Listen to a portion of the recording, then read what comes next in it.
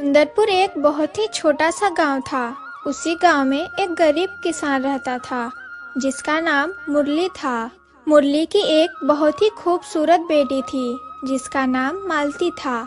मालती इतनी खूबसूरत थी कि उसको देखकर ऐसा लगता था मानो आसमान से कोई परी उतर आई हो। मालती जितनी ही खूबसूरत थी उतनी ही मेहनती भी थी। मालती ने बचपन में ही अपनी माँ को खो दिया था। मालती का पिता अक्सर बीमार रहता था। मालती का एक छोटा भाई भी था जिसका नाम राजू था। वह गांव के ही एक स्कूल में पढ़ता था, इसलिए मालती अपने परिवार का पेट पालने के लिए सिलाई किया करती थी। मालती के हाथों में अगर सिलाई का हुनर ना होता तो वह सभी भूखे ही मर जाते। मालती का घर के अंदर ही एक छोटी सी दुकान थी। पूरे गांव में मालती की सिलाई की खूब तारीफ थी। उसकी सिलाई इतनी बेहतरीन थी कि गांव के सबसे अमीर जमींदार की पत्नी भी अपने कपड़े मालती से ही सिलवाती थी। जमींदार की पत्नी के कपड़े तैयार हो चुके हैं, लेकिन कपड़े लेने के लिए हवेली से अभी तक कोई आया नहीं। हर बार तो समय से कपड़े लेने के लिए कोई न कोई आ जाता था, लेकिन आज सुबह से दोपहर हो चुकी है, अभी तक तो किसी न किसी को आ जाना चाहिए था। मुझे थोड़ा इंतजार करना चाहिए, शायद कोई आ जाए। बाबा, आप उठ गए? हाँ बेटा, जरा ये बताओ समय क्या हो गया? बाबा, शाम होने को आई है। मैंने आपके लिए खाना बना दिया है, अगर आप कहें तो ले आऊं। नहीं बेटा, अभी भूख नहीं है। तुमने खा लिया? नहीं बाबा, मैं हवेली जा रही हूँ, वहाँ से आने के बाद खाऊंगी। और आपकी दवाई भी तो लानी है, वो भी ले आऊंगी। क्या हुआ बेटा, हवेली क्यों? बाबा, आज जमींदार की हवेली से कोई आया नहीं कपड़े लेने के लिए। थोड़ी देर और इंतजार कर लो, शायद कोई आ ही जाए। नहीं बाबा, सुबह से शाम होने को आई है, लेकिन अभी तक कोई नहीं आया। और अगर मालकिन को समय से कपड़े नहीं मिले तो वो बहुत क्रोधित हो जाएंगी। ठीक है बेटा, तुम जाओ। बाबा, अगर मुझे थोड़ी देर हो जाए तो आप खाना खा लेना। इतना कहकर मालती हवेली के लिए निकल जाती है। अरे मालती बेटा, कहाँ जा रही हो? काकी, हवेली जा रही हूँ, मालकिन को कपड़े देने के लिए।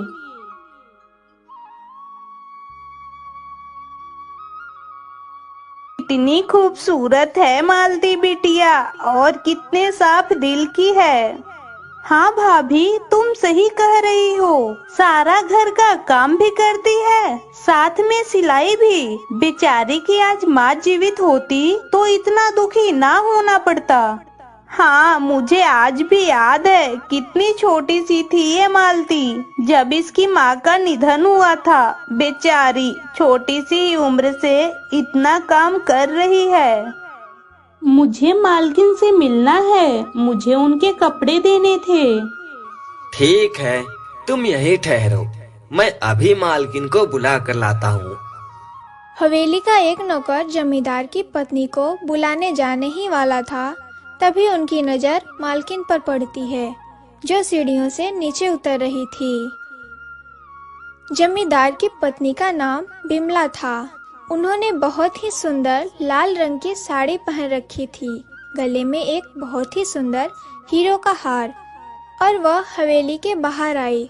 उन्होंने तिरछी निगाहों से मालती की ओर देखा और कहा, क्यों रे मालती, इतने दिन लगाता है क्या कोई कपड़े सिलने में? नहीं मालकिन, मैंने तो 2 दिन पहले ही सिलाई पूरी कर ली थी। सोचा कि आपकी नौकरानी आकर ले जाएगी, लेकिन जब वह नहीं आई तो मैं खुद ही ले आई। इस मीरा को तो आने दो, फिर बताती हूँ उसको तो। आज वो हवेली भी नहीं आई। दरअसल मीरा जमींदार की पत्नी की सेविका थी जो मालती से कपड़े लाया करती थी। जमींदार की पत्नी एक एक करके कपड़े खोलकर देखने लगी। थोड़ी देर बाद उसका गुस्सा कम हुआ और बोली, सिलाई तो तुमने बहुत अच्छी की है, आज पहनकर देखूंगी। मालती यह सब सुनकर बहुत खुश हुई। उसे लगा अब उसे मेहनत की मजदूरी मिल जाएगी। लेकिन तभी हवेली के कोने से शोर आने लगा। ऐसा लग रहा था जैसे कोई बड़ा हंगामा हो गया हो। सारे दौड़ पड़े।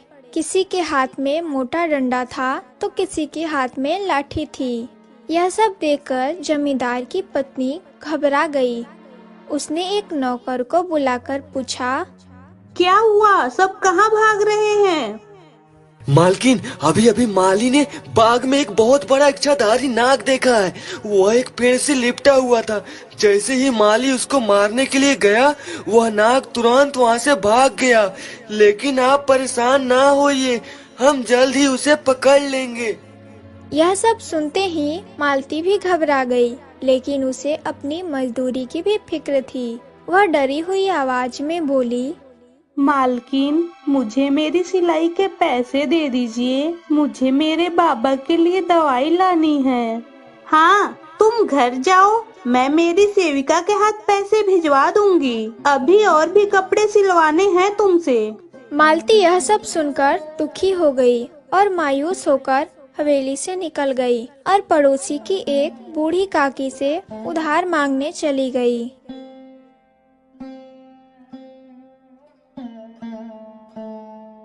काकी, थोड़े से रुपए उधार दे दीजिए, मुझे अपने बाबा के लिए दवाई लानी है।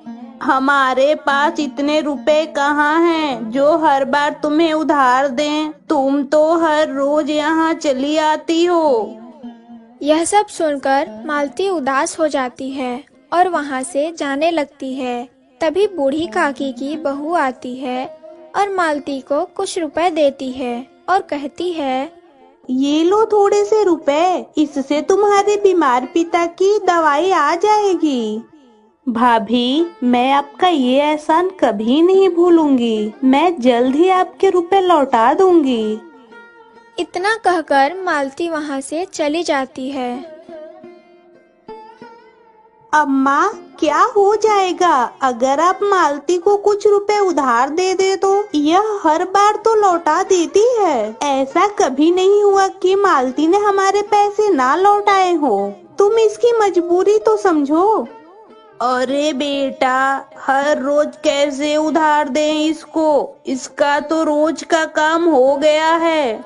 इतना कहकर बूढ़ी काकी घर के अंदर चली जाती हैं। उधर मालती ने उस पैसों से थोड़ी सी सब्जी खरीदी और अपने बाबा के लिए दवाई भी ले आई। बाबा, यह लो आपकी दवाई। बाबा, आज हवेली में एक बड़ा सा नाग था। सब लोग उसे ही पकड़ रहे थे। सब उसको इच्छाधारी नाग कह रहे थे, लेकिन वह वहाँ से भाग गया। नाग को पकड़ लिया था क्या किसी ने? नहीं बाबा, वह नाग वहाँ से भाग गया था। उसके बाद क्या हुआ मुझे मालूम नहीं, क्योंकि मैं आपकी दवाई लेने चली गई थी। यह सुनकर मुरली चिंता में पड़ गया और बोला, एक दिन तो उसे लौटना ही था। आखिर कब तक वह बदला लिए बिना रह सकता था? बाबा, आप क्या कह रहे हैं? अगर उन्होंने उस नाग को मार दिया तो वह फिर लौट आएगा, क्योंकि वह एक इच्छाधारी नाग है और इच्छाधारी नाग कभी नहीं मरता। 100 साल बाद भी उसका फिर से जन्म होता है। बाबा, आप यह सब क्या कह रहे हो? यह सब बस किस्से कहानियाँ होती हैं। मगर उसका बाबा घबराया हुआ था और अपने बाबा के मुख पर ऐसी चिंता की लकीरें देखकर मालती भी घबरा गई। जैसे ही शाम हुई, मौसम बहुत खराब हो गया। तेज आंधी आने लग गई और साथ में बारिश भी शुरू हो गई। मालती खराब मौसम को देखकर डर गई और राजू को अंदर बुलाया। राजू, अंदर आकर खेल ले, बाहर मौसम बहुत खराब हो रहा है। और बाबा, आप भी अंदर आकर सो जाइए। राजू और मुरली अंदर आकर सो गए और मालती भी अंदर चली गई। जब रात आधी से ज्यादा गुजर गई तब अचानक से दरवाजे के बाहर से आवाज आई। मालती की आँख खुल गई और वह यह सब देखकर बहुत डर गई। आखिर इतनी रात को कौन आ सकता है? मालती ने घर के अंदर से ही आवाज लगाई। कौन है? तभी बाहर से आवाज आई। मैं एक मुसाफिर हूँ और मुझे चोट लगी हुई है।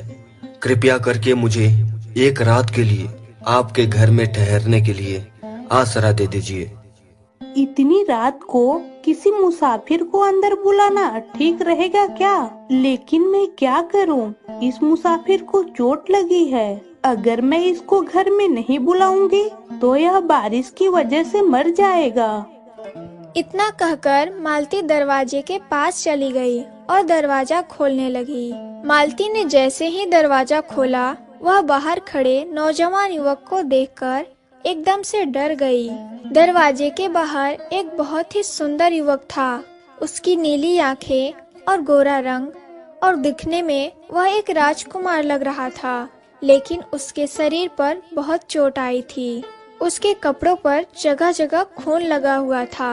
मालती यह सब देखकर घबरा गई और उस नौजवान युवक से बोली, हे नौजवान युवक, तुम कौन हो? तुम्हें इतनी चोट कैसे लगी है? तुम्हारा नाम क्या है? मेरा नाम शंकर है। मुझे कुछ आदमियों ने अकेला देखकर डंडी से पीट दिया, जिसकी वजह से मुझे इतनी चोट आई है। अब मैं भी उनको नहीं छोड़ूंगा। उसके चेहरे पर एक अलग ही गुस्सा झलक रहा था। शंकर, तुम अंदर आ जाओ। मालती ने शंकर को अंदर बुला लिया और शंकर एक चारपाई पर बैठ गया। क्या बाबा को इतनी रात को जगाना ठीक रहेगा? लेकिन बाबा की तबीयत भी तो खराब है। उनको इतनी मुश्किल से नींद आई है। मैं उनकी नींद खराब नहीं कर सकती। क्या एक छोटा सा कपड़ा मिलेगा?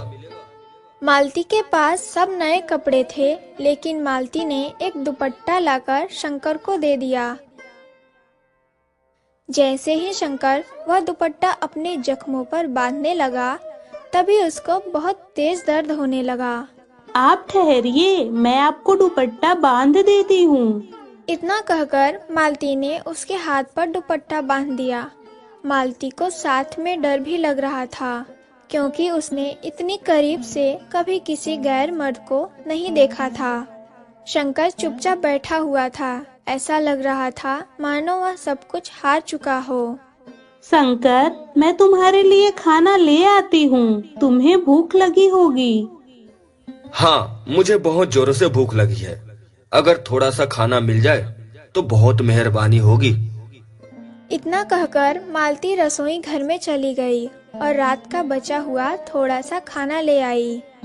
इतना खूबसूरत नौजवान किसके घर आया होगा? उसकी आंखें किसी आम इंसान की तरह नहीं लग रही। यह तो ऐसा लग रहा है जैसे कोई राजकुमार हो। आपको मेरी वजह से आधी रात को तकलीफ हुई, इसके लिए मैं माफी चाहता हूँ। मगर क्या करूँ, मैं बड़ी मुश्किल से अपनी जान बचा कर आया हूँ, वरना वह लोग मुझे मार डालते। क्या आपके दुश्मन इसी गांव के हैं? मैं ज्यादा कुछ नहीं बता सकता, मगर क्या आप मुझ पर एक एहसान कर सकती हैं? हाँ जरूर, बोलिए। जब तक मेरे जख्म ठीक ना हो जाए तब तक मुझे इस घर में रहने दे और किसी को मेरे बारे में मत बताइएगा। आप जितने दिन चाहो यहाँ ठहर सकते हो। हमारे घर में कोई आता जाता नहीं है। अब आप थोड़ी देर विश्राम कर लीजिए। इतना कहकर शंकर चारपाई पर लेट गया। शायद उसको बहुत ज्यादा थकान थी, जिसकी वजह से उसकी आंखें लग गई और मालती भी अपने कमरे में जाकर सो गई। अगले दिन जब सुबह हुई, मालती यह देखकर घबरा गई, क्योंकि वहाँ शंकर का कोई नामो निशान ही नहीं था। आखिर शंकर कहाँ चला गया? उसने तो कहा था कि वह कुछ दिन यहाँ रहेगा जब तक उसके जख्म ठीक नहीं हो जाते, लेकिन वह कहाँ चला गया? मालती यह सब सोचते सोचते अपने भाई और बाबा के लिए खाना बनाने लग गई, लेकिन उसका दिल बेचैन हो रहा था। तभी उसके बाबा ने उसे आवाज लगाई। मालती बेटा, जरा यहाँ आओ। हाँ बाबा, क्या हुआ? बेटा, ये घर में अजीब से निशान कहाँ से आए? जब मालती ने फर्श पर देखा तो वहाँ सच में अजीब से निशान थे, लेकिन उसने नादान बनते हुए कहा, बाबा, मुझे नहीं पता यह किस चीज की निशान है। आप ही बताइए, आपको मुझसे ज्यादा तजुर्बा है। बेटा, ऐसे निशान तो खेतों में दिखते थे जहाँ नागों का बसेरा होता था। लगता है हमारे घर पर कोई नाग आया था। बाबा की बात सुनकर मालती के चेहरे का रंग ही उड़ गया। वह बहुत ज्यादा घबरा गई, लेकिन अगले ही पल वह हंसने लगी। बाबा, नाग हवेली में था, यहाँ नहीं। मुझे पता है, आप मुझे डराने की कोशिश कर रहे हैं। डरा नहीं रहा बेटा, मैंने अपनी जिंदगी में बहुत कुछ देखा है। यह निशान मुझे नागों के ही लगते हैं। मालती ने उसके बाबा की बातों को हल्के में ले लिया, लेकिन उसके मन में कुछ सवाल भी पैदा हो रहे थे। वह मन ही मन शंकर के बारे में सोच रही थी। आखिर वह नौजवान पुरुष कौन था और प्रातः होते ही कहाँ चला गया? काश वह दोबारा लौट आए। मालती, मेरे बेटे की कुछ दिनों बाद शादी है। यह ले कुछ कपड़े और इन्हें समय पर सिल देना। तुझे तो क्या पता कि शादी वाले घर में कितने काम होते हैं, क्योंकि तुझे तो पूरी जिंदगी कुंवारी ही रहना पड़ेगा। मालती यह सब सुनकर चौंक गई। काकी, आप यह सब क्या कह रही हैं? देख, एक तरफ तेरा बीमार पिता है, घर में खाने को कुछ नहीं है। तेरा छोटा भाई अभी बच्चा है, ऐसे में तेरी शादी कैसे होगी? काकी, मुझे शादी की कोई जल्दी नहीं है। मैं अपने बाबा और अपने भाई की जिम्मेदारी उठा लूं, मेरे लिए इतना ही काफी है। मालती की यह सब बात सुनकर बूढ़ी काकी को उस पर दया आ गई।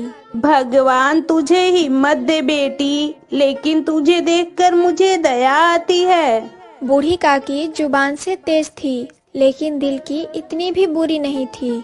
शाम को राजू बाहर से आया और अपनी बहन से कहने लगा, दीदी, आज स्कूल की मैडम फीस मांग रही थी। हाँ भाई, 1-2 दिन में मैं फीस भर दूंगी, तू परेशान ना हो। इतना कहकर मालती अंदर चली गई और मन ही मन सोचने लगी। मालकिन ने अभी तक अपनी सेविका के हाथ पैसे नहीं भिजवाए। अगर पैसे नहीं आए तो मैं राजू की फीस कैसे भरूंगी? मुझे कल फिर से जाना पड़ेगा। कैसी हो तुम?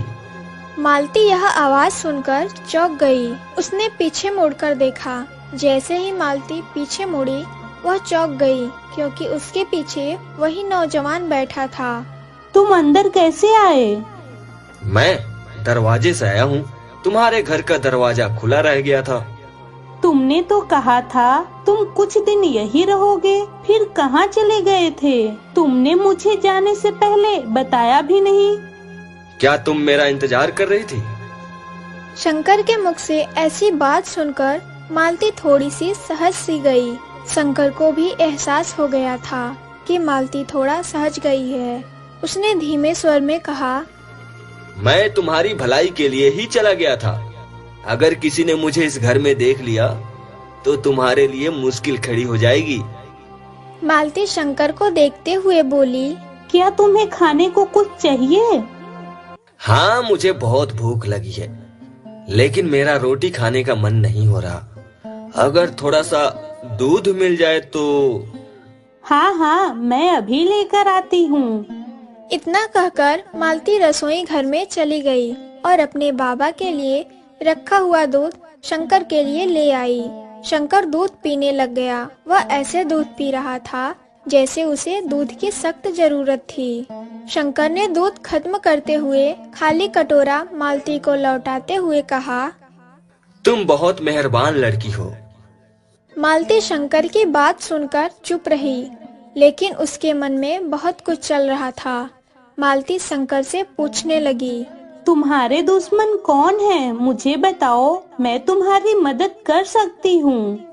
शंकर ने मालती की बात को टालते हुए कहा, नहीं, मुझे अपना बदला खुद ही लेना है। बस मुझे थोड़ा सा वक्त चाहिए। मालती, मालती, बेटी इधर आओ।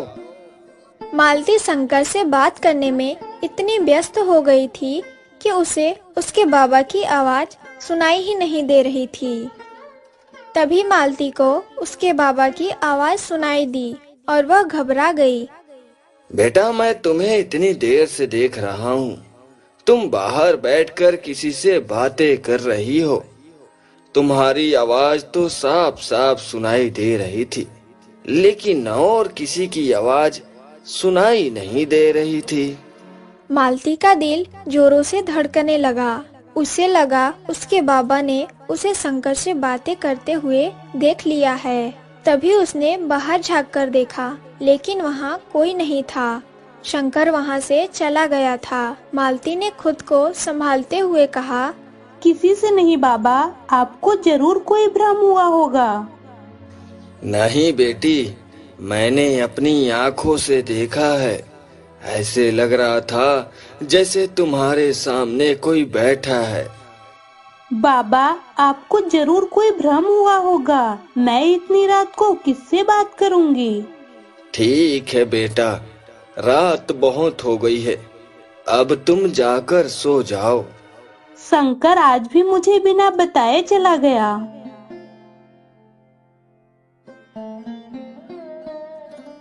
सुबह जब मालती खाना बना रही थी, तभी उसके बाबा की चिल्लाने की आवाज आई। मालती, इधर आओ बेटी। यह देखो, आज फिर वैसे ही निशान है जो कल थे।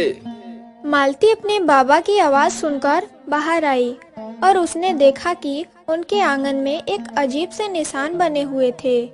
मालती, तुमने कहा था कि हवेली में तुमने नाग देखा था, मगर अब तो ऐसा लग रहा है कि वह जिंदा है और हमारे गांव में घूम रहा है।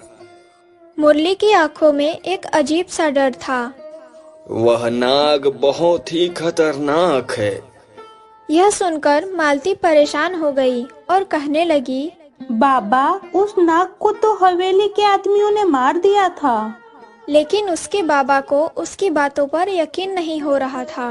तभी मालती ने उसके बाबा से कहा, बाबा, मालकिन ने अभी तक मेरी सिलाई के पैसे नहीं भिजवाए हैं और मुझे पड़ोस की भाभी के पैसे भी वापस करने हैं, इसलिए मुझे हवेली जाना होगा। मैंने राजू और आपके लिए खाना बनाकर रख दिया है, आप दोनों खाना खा लेना। ठीक है बेटी, लेकिन घर जल्दी लौट आना। ठीक है बाबा। और इतना कहकर मालती घर से निकल गई। जो रास्ता हवेली की ओर जाता था, वह रास्ता बहुत सुनसान था। मालती को महसूस हो रहा था कि कोई उसका पीछा कर रहा है। मालती ने पीछे मुड़कर देखा, वह हैरान रह गई। उसके पीछे वही नौजवान युवक खड़ा हुआ था। शंकर की आंखों में वही चमक थी जो हर बार मालती को बेचैन करती थी। वह मुस्कुराते हुए बोला, जहाँ तुम जाओगी मैं भी वहीं पहुँच जाऊंगा। ठीक है, फिर मैं हवेली जा रही हूँ, तुम भी मेरे साथ चलो, थोड़ी बातें भी हो जाएगी। नहीं, मैं हवेली नहीं जाऊंगा। तुम हवेली क्यों नहीं जा सकते? किसी से दुश्मनी है क्या? मैं तुम्हें कुछ नहीं बता सकता, लेकिन जल्द ही तुम्हें सब कुछ पता चल जाएगा। लेकिन जब तक तुम्हारे सामने सच्चाई आएगी, मैं शायद तब तक इस गांव में न रहूं। मालती यह सब सुनकर घबरा गई और बोली, भगवान ना करे तुम्हें कुछ हो, तुम हमेशा यही इसी गांव में रहो। मालती के दिल की धड़कन तेज हो रही थी, लेकिन वह जल्दी से हवेली की ओर बढ़ गई। मालती जैसे ही हवेली पहुंची, मालकिन ने उसे देखकर कहा, मैं तुम्हारे पैसे देना भूल गई थी। आजकल हवेली में बहुत परेशानियां चल रही है। मीरा, मेरे कमरे से बैग उठा लाओ, मुझे मालती को पैसे देने हैं। तभी जमींदार की पत्नी ने मालती को पैसे दे दिए और मालती घर आ गई। कल हवेली में एक बहुत बड़े सपेरे को बुलाने वाले हैं। वह पास के ही गांव में रहता है। वह जिस भी गांव में जाता है वह तभी बता देता है नाग कहाँ छुपा हुआ है। मालती यह सब सुन रही थी और भीतर ही भीतर डर भी रही थी।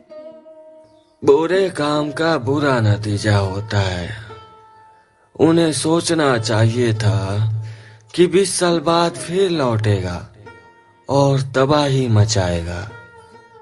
मालती को उसके बाबा और उसके काका की बात सही से समझ नहीं आ रही थी। जब मालती आधी रात को चारपाई पर लेटी हुई थी, उसे एकदम से एहसास हुआ कि उसके कमरे में कोई है।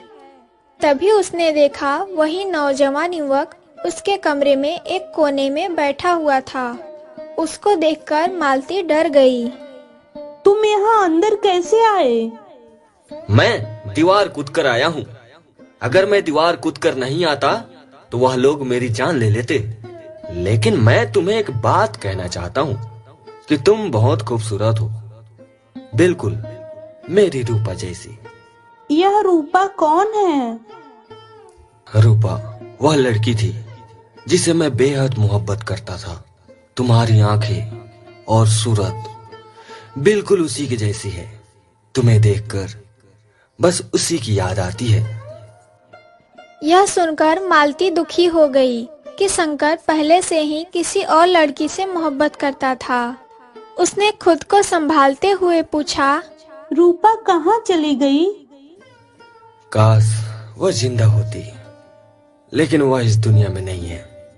शंकर की आवाज में एक अलग ही दर्द महसूस हो रहा था।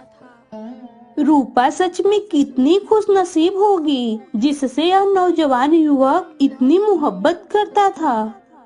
मेरी रूपा को मुझसे छीन लिया गया। इस बात का सदमा मुझे जीने नहीं देता। मैं अंदर ही अंदर जल रहा हूँ और अपने दुश्मनों से बदला लेना चाहता हूँ। आखिर किसने मारा था तुम्हारी रूप को?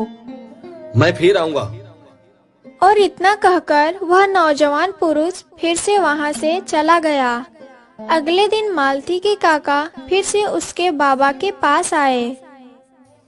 भाई, उस नाग को पूरे गांव में ढूंढ लिया, लेकिन वह जख्मी नाग कहीं नहीं मिला। मालती यह समझ नहीं पा रही थी कि उसके बाबा इतने परेशान क्यों हैं। तभी उनके दरवाजे पर किसी की आवाज आती है। जब वो बाहर निकलकर देखते हैं तब जमींदार और कुछ लोग और वह सपेरा उनके घर के बाहर खड़े हुए थे। तुमने उस नाग को अपने घर में छुपा कर रखा है। सपेरे को इसी घर में नाग का भास हो रहा है। मैं कुछ नहीं जानता।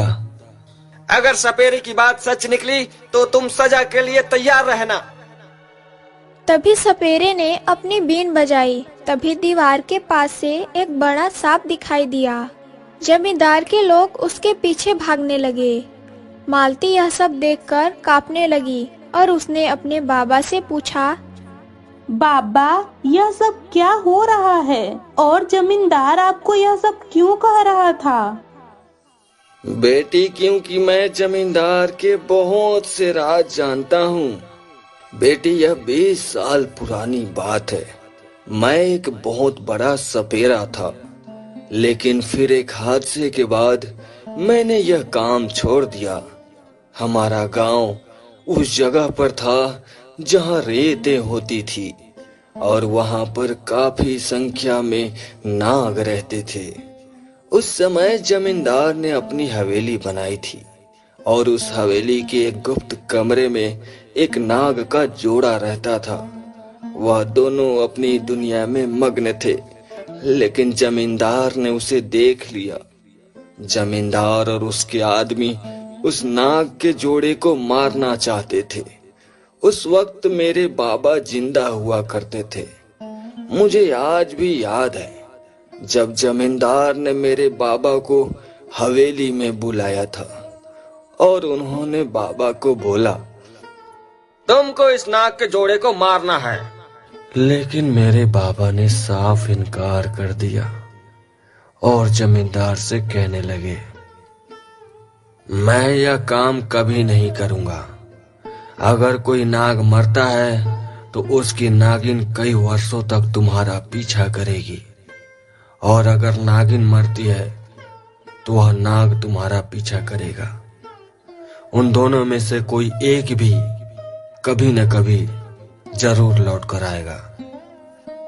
बाबा ने जमींदार की बात मानने से इनकार कर दिया। जमींदार को मेरे बाबा की बात सुनकर बहुत गुस्सा आ गया।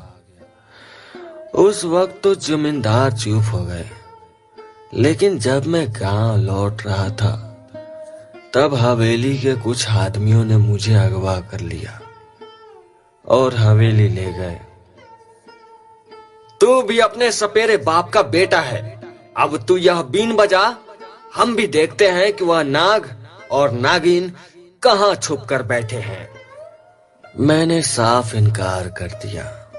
बाबा भी जमींदार की बात नहीं मानना चाहते थे, लेकिन जमींदार के आदमियों ने मुझे गिरफ्तार कर लिया था, इसलिए बाबा मजबूर हो गए थे और बाबा ने उनके कहने पर बीन बजानी शुरू कर दी। बीन बजाते ही नाग और नागिन का जोड़ा हवेली से बाहर आ गए। वह बहुत ही मासूम लग रहे थे। वह नाग और नागिन की जोड़ी आज भी मेरी नजरों में घूम रही है। वह जोड़ा बहुत ही खूबसूरत था। मैंने जैसे ही उन्हें हवेली से बाहर निकलते देखा, मैं तुरंत वहां से भाग आया। लेकिन मैं नहीं जानता था कि वह दिन उस नागिन का आखिरी दिन होगा। जमींदार के आदमियों ने उस नागिन को जान से मार दिया और नाग वहां से भाग गया। जमींदार और उसके लोग खुशी मना रहे थे कि नागिन की मृत्यु हो गई और नाग वहां से भाग गया है। फिर कई साल गुजर गए, फिर मेरे बाबा की मृत्यु हो गई। मैं उस वक्त भी एक सपेरा था, लेकिन एक दिन मैं एक जंगल में बैठा हुआ था। तभी एक नाग ने मुझे डस लिया और मैं वहीं गिर पड़ा। वह तो भगवान का शुक्र था कि उस नाग का जहर मेरे पूरे शरीर में नहीं फैला और सिर्फ मेरी टांगों तक फैल के रह गया, और जिस वजह से आज मैं बिस्तर पर लेटा हुआ हूं। लेकिन मुझे यह आभास हो गया था कि हमारे घर में वही नाग छुपा हुआ है।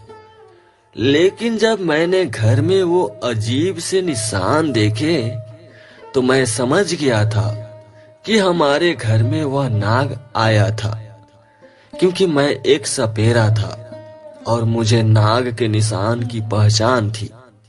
मैंने उस नाग की जान बचाने की बहुत कोशिश की।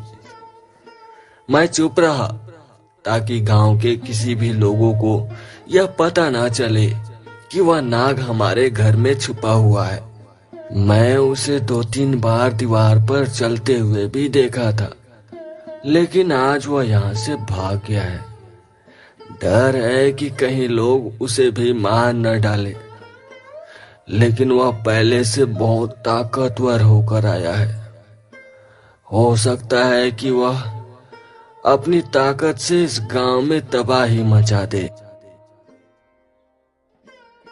तुम यहाँ क्या कर रहे हो? मैं यह गांव छोड़कर जा रहा हूँ, क्योंकि मेरा इंतकाम पूरा हो गया है। सुबह तक उस हवेली में हंगामा मचा होगा। लेकिन क्या तुम यह जानना नहीं चाहोगी कि मैं कौन हूँ और तुम्हारे सामने बार बार क्यों आता रहता हूँ?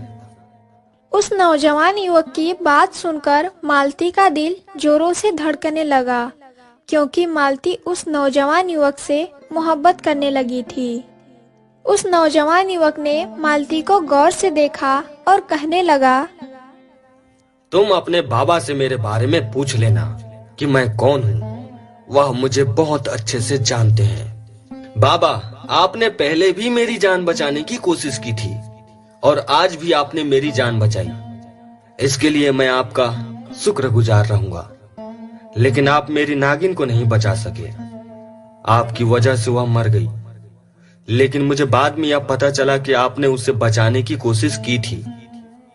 मुझे बहुत अफसोस है कि मैं आपको डस लिया था। यह आपकी खुशनसीबी थी कि आप बच गए। अब मैं जा रहा हूं। आपकी यह बेटी बहुत ही अच्छी है।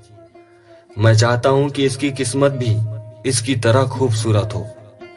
मैं जाते जाते आपके घर में एक चीज छोड़कर जा रहा हूं जो आपके लिए और आपकी बेटी के लिए बहुत बेहतरीन साबित होगी। यह कहते हुए वह एकदम से नाग में परिवर्तित हो गया और वहां से रेंगता हुआ इस तरह चला गया जैसे कि वह कभी आया ही नहीं था।